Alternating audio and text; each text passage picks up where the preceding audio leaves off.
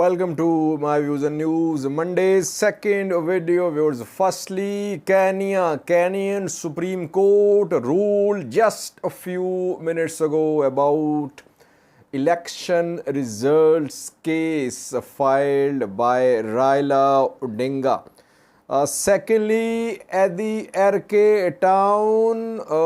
In the previous video, we reported some strategic places to the east of the town which have come under ENDF control. Now pictures are being shared by Ethiopian army, by militia members from Addi Arkay and from the outskirts of Addi Arkay. Visual confirmation that Addi Arkay has come under ENDF control. What is going to be its impact on TDF's attempts to infiltrate Volkait? And lastly, viewers, Ethiopian government today showed dozens of TDF prisoners of war. We know that Tigray has been showing ENDF prisoners of war, that more than 5,000, around 6,000 ENDF members have been taken prisoner. Now it is Ethiopian government's turn to show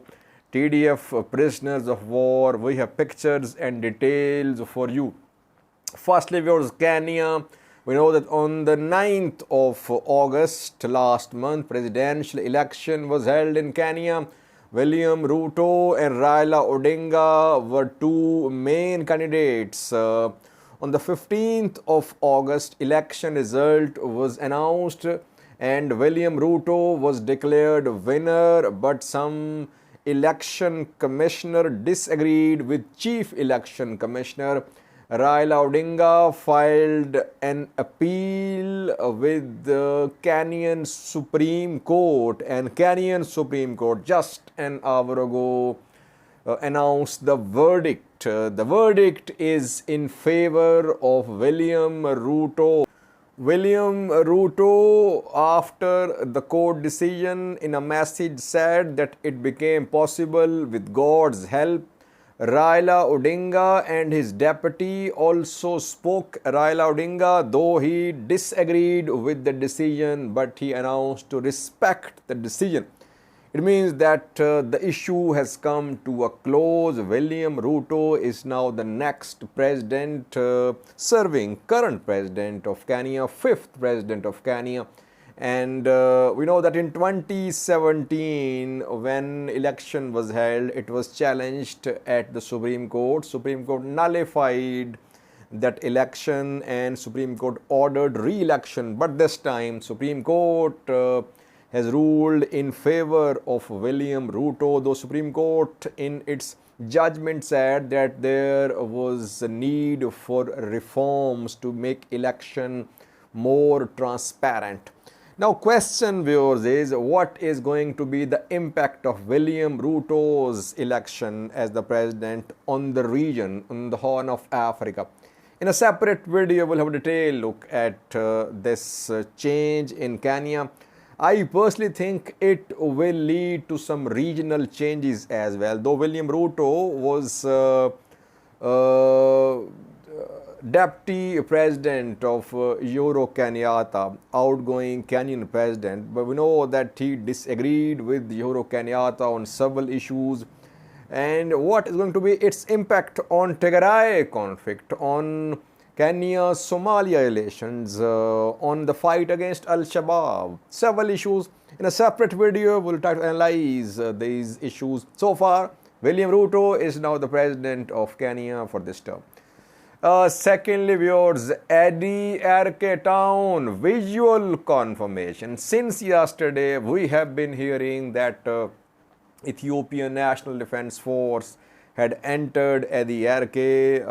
Some claims are being made. Some news outlets were airing interviews. A news outlet aired interview of Addi Arkay mayor. But visual confirmation was missing, so we were waiting for some visual confirmation. The town is in North Gondar, right on Tigray-Amhara border, just I think 1 to 2 kilometers away from Tigray Amhara boundary is this town situated on top of a mountain, very strategic place. And we know that Tigray forces lost some strategic places to the east of Addi Arkay. TDF took Addi Arkay last year, and TDF did not withdraw from Addi Arkay, though it withdrew from Amhara for regions in November, December last year, but it remained in control of Addi Arkay because of its strategic significance. Counteroffensive was launched by Ethiopian National Defense Force members and Amhara forces, Amhara militias, after TDF launched an offensive on Volkayt, and now visual confirmation is being seen that ENDF, Amhara forces, are in control of the town. Pictures are being shared of ENDF members, of some militia members from Addi Arkay and from the outskirts of Addi Arkay, which are a proof that the town has come under ENDF control. Have a look at these pictures. The pictures show ENDF members, some militia members. The pictures are reportedly from Addi Arkay town, from outskirts of the town as well. So Addi Arkay is now under Ethiopian National Defense Force control. On Gondar front, TDF has suffered a setback. TDF suffered several setbacks on Gondar front last year. Despite several attempts, TDF could not take control of Gondar city. It managed to advance only up to Debat, and it could not enter Gondar city. And once again, on this front, TDF has suffered a setback, which will have its impact on TDF's ambitions to take control of Volkayt as well, because now Salamati will be hit as well from Addi Arkay.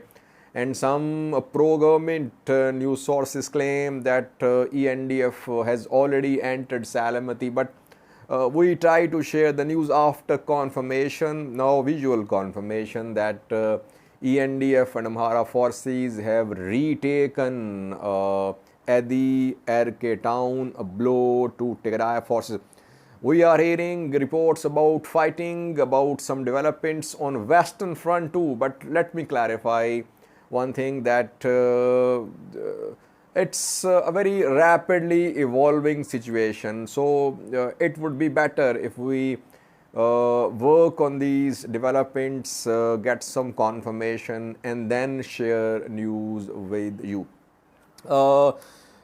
After Addi Arkay, definitely ENDF will try to enter Salamati, and it will try to push Tigray forces to the east of Takeze river. Secondly, towards Tigray regional government, Tigray forces have been showing thousands of ENDF POWs since the start of this new phase of Tigray-Ethiopia war on the 24th of August, where they claimed that around 5,000 ENDF POWs had been, they were in the custody of Tigray forces, and yesterday they arrived in Mekelle, Tigray's capital. Now it is Ethiopian government's turn to show TDF prisoners of war. Just an hour ago, Ethiopian National Defense Force, Ethiopian state media showed dozens of Tigray fighters who have been taken prisoner by Ethiopian National Defense Force and regional forces. Number has not been shared by the government-backed news sources, but several hundred, you can say, can be seen.